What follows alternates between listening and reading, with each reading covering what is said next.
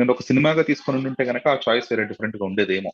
ఎందుకంటే ఆ రెస్ట్రిక్షన్ ఉంటుంది 3 hours 2.5 hours అనేది.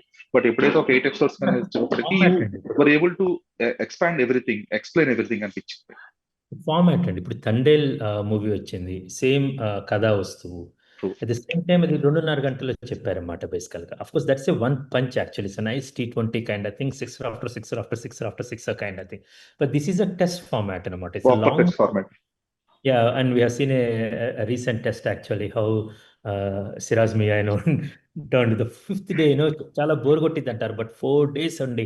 ఫిఫ్త్ డే అన్ని టెస్ట్లు ఫిఫ్త్ డే మొత్తం సర్వైవ్ అయ్యి any day one small opportunity or అనేకమైన తప్పులు జరుగుతూ ఉంటాయి. సో వాటిని సో ఈ ఫార్మాట్లో ఈ మన స్క్రిప్ట్ రాసుకున్నది it required for that format అండి. సో సినిమా కన్నా ఇది సిరీస్కి వర్కౌట్ అవడానికి ఎక్కువ ఆస్కారం ఎందుకు ఉందంటే అనేకమైన క్యారెక్టర్స్ ఉన్నాయి, చాలా ట్విస్ట్ ఉన్నాయి, టర్న్స్ ఉన్నాయి, టూ మెనీ క్లిఫ్ హ్యాంగర్స్ ఉన్నాయి. ఒక ప్రదేశం నుంచి ఇంకో ప్రదేశానికి కాన్స్టెంట్ ట్రావెల్ ఉంది.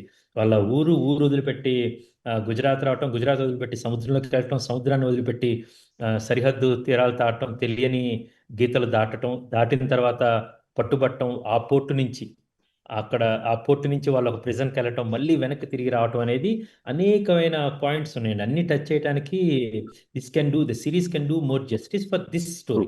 The same thing that's why which we have chosen series format, and we got an opportunity with Prime Video to tell this story. And